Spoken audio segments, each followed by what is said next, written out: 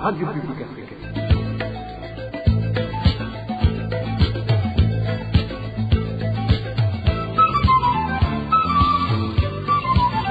Radio Publique Africaine.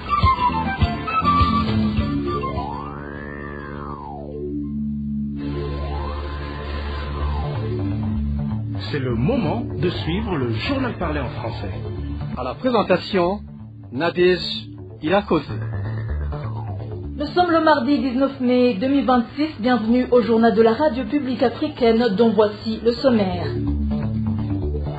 Après leur retrait dans les préparatifs des élections de 2027 en raison des irrégularités constatées lors des élections de 2025, 5 partis politiques de l'opposition demandent aujourd'hui la mise en place d'une commission indépendante chargée de faire le suivi de l'application des résolutions issues du dialogue entre acteurs politiques pour mettre fin aux conflits électoraux.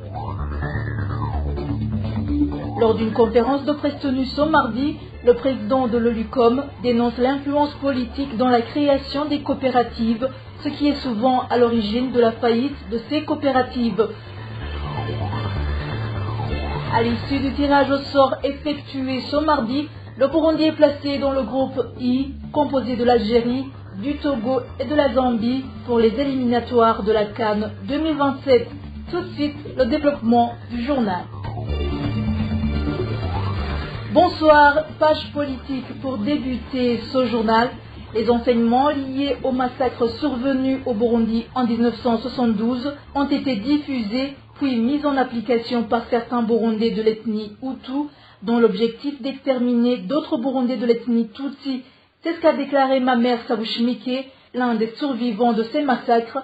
Il était un des invités de l'émission Ijambonigwawe de dimanche dernier, dont le débat revenait sur le déroulement des massacres de 1972 qui ont emporté la vie de plusieurs Burundais. Suivez Mamer Sabushimike. Novuga ko guhera mu 1969 inyigisho z'ukwangisha abatutsi zo gutegura ubwo bwicanyi. Depuis 1969, les enseignements de haine contre les Tutsis et de planification de ces tueries débutent dans les localités de Minago, Rumonge et Nyanzarak, Vugizo, Danda, Mabanda et Bururi. C'est surtout un certain Ezekias Biorero qui en a joué un grand rôle. Ce dernier était natif de cette région de la plaine de Rumonge. Il travaillait en connivence avec les nommés Kosani, Karumba, Karimwindugi et un certain Donatien Misigaro qui était le principal acteur de la création du mouvement des combattants Babwana Chaka. Il était natif d'Okibwena et en même temps commandant de la brigade des gendarmes de Nyanzadak où il a été survécu un seul gendarme et jusqu'à date l'on ignore même l'endroit où il a été enterré les 26 autres. L'autre qui les a prêté main forte dans les enseignements d'éliminer et de chasser les Tutsis vers l'Égypte et l'Éthiopie où il serait venu s'appelait Jean Barambourié, élu du parti PP à Makamba avec un certain Simon Niangumwe, élu à Nyanzalag. Il y a un autre Ephraim Hakiza, élu à Bururi, et Wilson Gavakure, élu à Matana, et un sénateur nommé Sylvestre Baligami. Ils ont tous rejoint un certain Biorero en Tanzanie à partir de l'université. Ce sont eux qui sont revenus clandestinement pour donner les enseignements selon lesquels tous les Tutsis devraient retourner en Égypte. Nibo rero bagarutse mu mbisho bakaza kwigisha z'uko abatutsi bose bategerezwa gusubira mu Misiri. De son côté, Frédéric Nzeyimana, un autre Burundais victime de ces violences, affirme quant à lui que les massacres de 1972 avaient été planifiés et exécutés par le régime du président de l'époque, Michel Micombero, pour exterminer les Hutus. Écoutez Frédéric Nzeyimana, il était aussi invité dans la même émission Ijambonigwawe.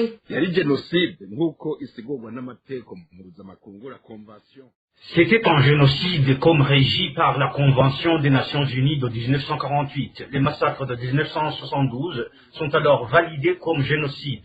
En 1972, il a été alors planifié l'élimination d'un certain groupe de Burundais par le pouvoir de l'époque au Burundi de Michel Micombero, et je l'affirme comme tel.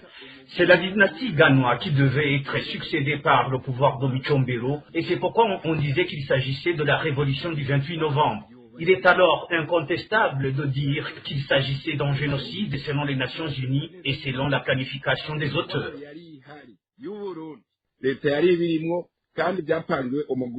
Toujours en parlant politique, 5 partis politiques de l'opposition qui avaient annoncé leur retrait des activités préparatoires des élections présidentielles de 2027 en raison des irrégularités constatées demandent la mise en place d'une commission indépendante chargée de faire le suivi de l'application des résolutions issues du dialogue entre acteurs politiques pour mettre fin aux conflits électoraux. Ces partis, à savoir l'UPRONA, le FRODEBU, le CODEBU, le CDP et le CNL, l'ont déclaré dans un communiqué conjoint publié ce mardi. Ces partis politiques indiquent également qu'ils ne sont pas satisfaits des réponses apportées aux questions qu'ils considèrent comme fondamentales lors de leur récente rencontre avec le président de la République le 15 mai 2026.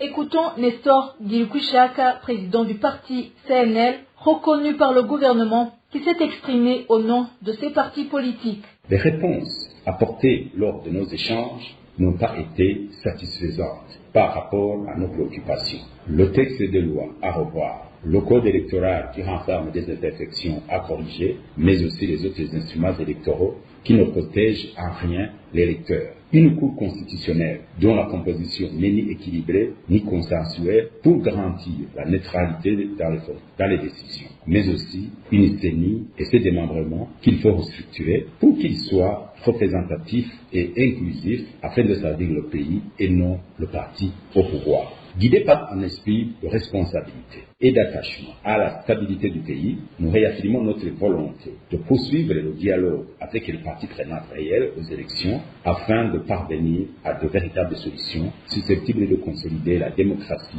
la cohésion nationale et la confiance des citoyens dans les institutions.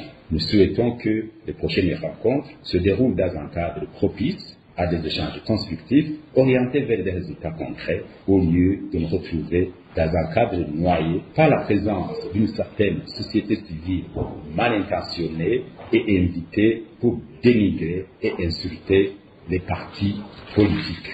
Au sortir du dialogue du 15 mai l'an 2026, aucun communiqué final n'a été publié pour sanctionner les résolutions prises. Ce manquement risque de ne pas faciliter la mise en œuvre de certains points consensuels issus des échanges.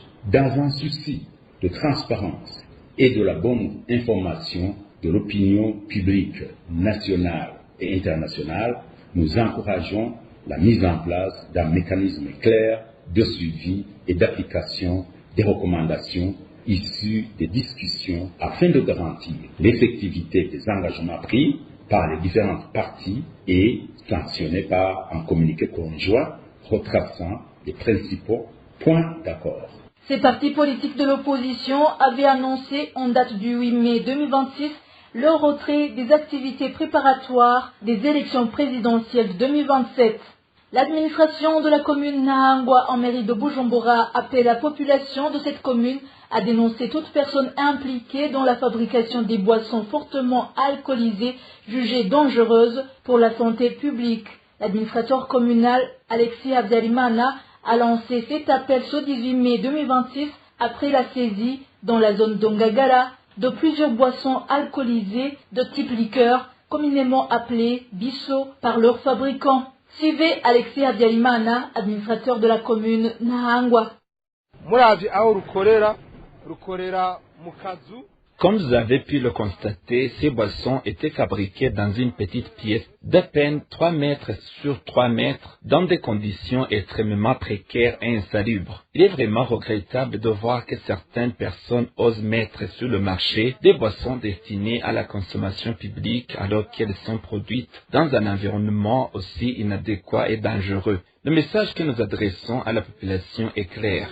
Il faut abandonner définitivement ces produits illicites, interdits par la loi et nocifs pour la santé publique. Nous avons malheureusement constaté que certains de nos concitoyens privilégient uniquement le gain financier sans se soucier des conséquences que ces boissons peuvent avoir sur la vie et la santé des consommateurs. Ces personnes doivent être traduites devant la justice afin de répondre de leurs actes. lorsque l'on observe les conditions dans lesquelles ces boissons sont fabriquées, sans aucune identification du producteur, ni nom, ni numéro de téléphone, il est évident qu'il s'agit de pratiques irresponsables et honteuses. Cette élite concerne tout le monde. Nous devons unir nos efforts pour protéger la santé de la population. C'est pourquoi nous appelons les citoyens à collaborer avec l'administration en signalant toute information susceptible d'aider à mettre fin à la fabrication et à la commercialisation de ces boissons fortement alcoolisées.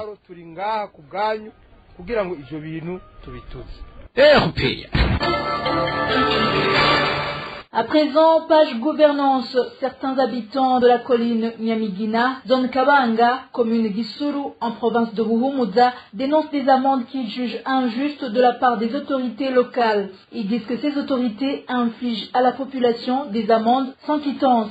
Balthazar Miburo pour plus de détails. Des habitants de la colline Nyamigina, dans la zone Kabanga de la commune Gisuru, dénoncent des pratiques de corruption de la part des autorités administratives locales.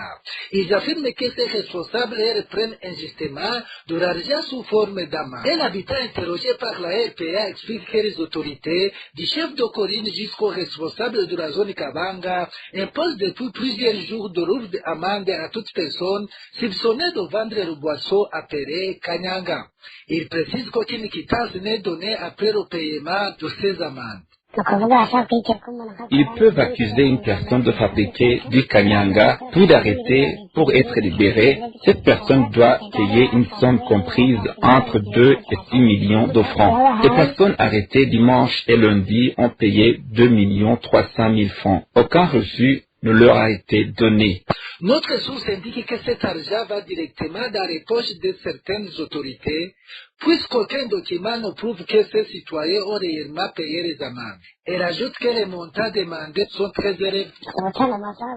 Ce qui nous dérange n'est pas le fait de payer de l'argent, mais le fait que nous payons sans recevoir de quittance, prouvant que nous avons payé des amendes. En plus, les amendes demandées sont exagérées. Nous demandons que vous parliez de cette situation, car la corruption est devenue excessive dans la zone Kabanga. La RPA a tenté de joindre le chef de colline Nyamigina, Onzimana Innocent, ainsi que le chef de la zone Kabanga, Imenimana Frida, afin de savoir si cet argent est versé dans les caisses de l'État. Mais ces autorités n'ont pas voulu donner des informations à ce sujet. Merci Balthazar Miburo. Le président de l'OLUCOM, Gabriel Usiri, a déclaré que la création des coopératives est en soi une très bonne initiative lorsqu'elles ne sont pas influencées par des considérations politiques. Cependant, selon lui, lorsque ces coopératives sont affiliées à des partis politiques, la plupart finissent par faire faillite. Il a cité comme exemple ce qu'il qualifie de détournement des fonds publics par l'État à travers les coopératives Sangwe qui considèrent comme proches du parti au pouvoir le CNDD-FDD. Je vous propose de l'écouter. C'était lors d'une conférence de presse qu'il a tenue ce mardi. L'OLUCOM a été étonné, ça se murmurait, ça se disait, mais on a été sidéré et étonné de voir que les coopératives Sangwe étaient, il y avait vraiment des éléments politiques qui se cachaient derrière les coopératives Sangwe. À titre de rappel, depuis 2019, le gouvernement a décidé d'initier les coopératives Sangwe. Sur, je crois, 2911 collines, le gouvernement a octroyé une somme de 10 millions sur chaque colline. C'est le budget général de l'État. Mais les informations que nous avons recueillies ici et là, on a trouvé que ce comité était géré par un représentant du parti au pouvoir au niveau de la commune. Il y a eu un autre déblocage de fonds pour les deux tranches, c'est autour de 58 voire 59 milliards qui ont été déjà débloqués. Les deux tranches. Encore une fois, je rappelle que tout ce montant a été donné aux coopératives, exclusivement aux coopératives Sangwe. Mais je viens de vous dire qu'au Burundi, il y a beaucoup de coopératives. Ce n'est pas Sangwe seulement. Mais le gouvernement a décidé d'appuyer seulement ces coopératives Sangwe, présentement, qui sont gérées exclusivement par le parti au pouvoir. On a vraiment eu des preuves qui ne trompent pas. Normalement, c'était des montants remboursables. Mais remboursable, ça a d'intérêt, bien évidemment. Pour nous, jusque-là, il n'y a aucun problème. Parce que le gouvernement, l'État burundais est là pour aider les citoyens. C'est la même chose que la subvention des engrais, la subvention des semences. C'est ça le rôle de l'État, normalement. Mais ce qui est anormal, recommuniquer ou un message qui était adressé aux militants du parti au pouvoir. Donc c'est un message qui invitait les membres des coopératives Sangwe à province de Bujumbura, un message qui avait été envoyé par un secrétaire du parti CNDD-FDD au niveau provincial. Mais j'ai vu que ce mouvement était presque partout dans tout le pays. Ça a été comme ça. Aujourd'hui, on a besoin d'un message officiel du gouvernement par rapport à cette question du déblocage des fonds publics à l'endroit des militants du parti politique, alors que c'est interdit par la loi. C'est même la violation de la Constitution du Burundi. C'était Gabriel Ousili, président de l'OLUCOM. La distinction décernée ce dimanche par l'Université Notre-Dame des États-Unis à Marguerite Balangitse, fondatrice de la Maison Shalom, symbolise l'espoir que le mal ne triomphera jamais. Marguerite Balangitse indique également que cette nouvelle distinction renforce non seulement son engagement dans ses actions, mais aussi elle vient de gagner un partenaire, notamment dans les projets qu'elle mène déjà dans le domaine de l'éducation. Suivez Madame Marguerite Balangitse et s'est entretenue avec Inès Gakiza. Ça représente pour moi, c'est l'espérance. L'espérance que le mal n'aura jamais le dernier mot et que la haine n'aura pas le dernier mot. Et ça représente que c'est toujours l'amour qui triomphe. Et c'est une récompense pour toutes, je dirais, à commencer par toutes ces mamans qui m'ont soutenue depuis le début, toutes ces personnes qui se sont vraiment dévouées et que on ne nomme pas. Moi je dis, ce prix c'est pas pour moi. Je crois que c'est pour tous ces jeunes de la Maison Shalom qui m'ont aidé à porter ces enfants. Toutes ces personnes qui m'ont aidé. Donc c'est une fierté. Ça représente aussi une grande joie pour nous tous, à commencer par le peuple burundais qui se bat. Et quel sera son apport dans votre mission quotidienne? C'est-à-dire quand une université vous reconnaît, vous avez aussi la possibilité, pour moi qui suis aussi dans l'éducation, vous avez un partenaire fiable qui peut vous donner un appui dans l'éducation, envoyer des jeunes, comme j'ai une école internationale avec le programme international, baccalauréat international, j'aurai des étudiants qui viendront me soutenir à l'école Sainte-Anne de Kigali et aussi dans le camp de Mahama avec tous les projets d'éducation. Donc c'est aussi un nouveau partenaire fiable. Dernier dossier de ce journal avec le sport. Le Burundi est placé dans le groupe I, composé de l'Algérie, du Togo et de la Zambie, pour les éliminatoires de la CAN 2027, à l'issue du tirage au sort effectué ce mardi.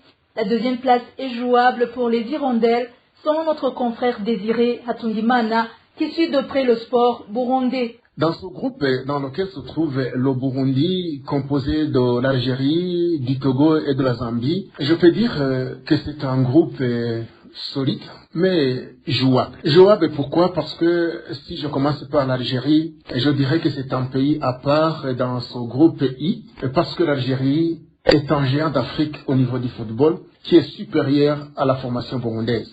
C'est une nation de football qui possède des joueurs de calibre mondial, à l'instar de Riyad Mahrez, Youssouf Belaïli, Ismaël Benasser, Rémi Bensabaini, Mohamed Amin Amoura, Amin Gouri, pour ne citer que cela. Donc, pour moi, l'Algérie est mise de côté. L'Algérie va occuper la première place. Revenons aux deux autres pays.